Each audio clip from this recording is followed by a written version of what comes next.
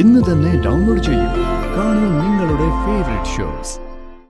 അല്ല, ഇങ്ങനെ ആഴ്ചയിൽ പോലീസ് കേസ് ഉണ്ടാക്കുകയാണെങ്കിൽ അളിയനോടെ മറ്റ് കേസുകൾക്കൊന്നും പോകണ്ട, പുറത്തുനിന്ന് കേസുകളൊന്നും എടുക്കുകയും വേണ്ട, കുടുംബത്തിൽ നിന്ന് തന്നെ ധാരാളം കേസുകൾ ഉണ്ടാക്കി തരാന്ന് പറ. അവനെ ഇവിടെ ഒരു ഓഫീസും കൂടെ തുറന്നു കൊടുക്കാം. എടാ എന്തുവാടാ മോനെ ഇത്?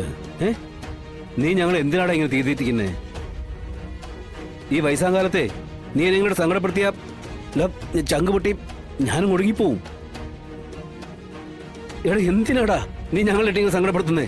അച്ഛൻ ശാലിയുടെ അച്ഛൻ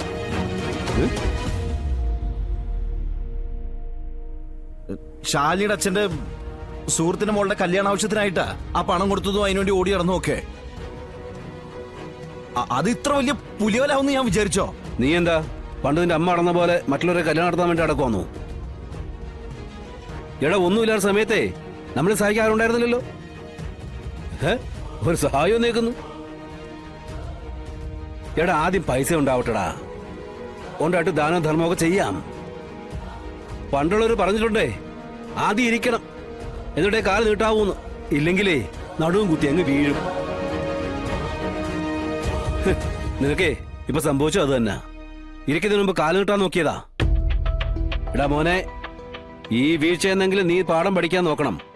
പഠിച്ചില്ലെങ്കിലേ നിന്റെ ജന്മം പാഴാ.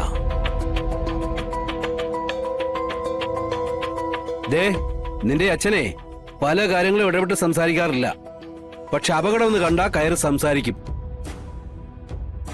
ചെവിക്കൊണ്ടില്ലേ വരുന്ന അനുഭവം കിട്ടുന്ന അങ്ങ് വിചാരിക്കും. അതെ, നിന്റെ അമ്മയ്ക്ക് അനുഭവം ഉണ്ട് ഉപേന്ദ്രന്റെ കാര്യത്തിൽ. ഇപ്പോ നിന്റെ കാര്യത്തിൽ ഞാൻ അങ്ങനെ തന്നെ ഇടപെടുവാ. നന്നാവാൻ പറ്റുമെങ്കിൽ നന്നാവ്. മതി പറഞ്ഞത്, ഒന്ന് നിർത്ത്. കാര്യങ്ങളൊക്കെ അവന് മനസ്സിലായിട്ടുണ്ട്. ആ, മനസ്സിലായാ മതി. മോനെ, ചെന്ന് കുളിക്ക്, എന്നിട്ട് എന്തെങ്കിലും കഴിക്കാൻ നോക്ക്. ചെല്ലടാ. അല്ല, ശാലിനി എന്തേ? എടാ, നിന്റെ കാര്യത്തിന് വേണ്ടി ഓടി നടന്ന് അവൾക്ക് അവളുടെ ജോലി പോലും ശ്രദ്ധിക്കാൻ പറ്റുന്നില്ല.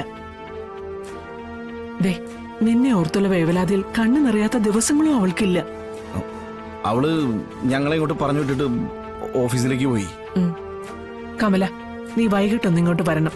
ഇവനെ ഒന്ന് കുടുംബക്ഷേത്രത്തിൽ കൊണ്ടുപോകണം, എന്നിട്ടൊരു പൂജയും കഴിപ്പിക്കണം. പൂജ വഴിപാടും കഴിപ്പിക്കാൻ എനിക്ക് എന്താ മാനസിക വിഭ്രാന്തി കിട്ടോ? അതാ ഞാൻ വല്ല മാറാരോഗ്യാണ്.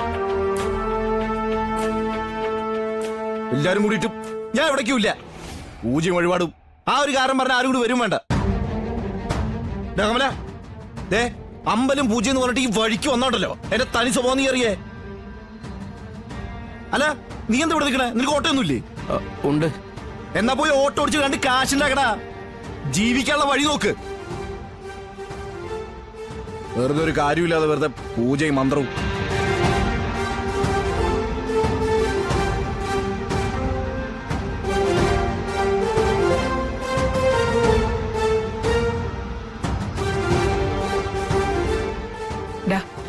നീ അതൊന്നും കാര്യമാക്കണ്ട.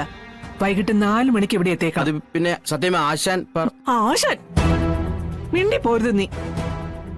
ദേ, ഞാൻ പറയുന്നത് നീ കേട്ടാ മതി. മനസ്സിലായോ നിനക്ക്?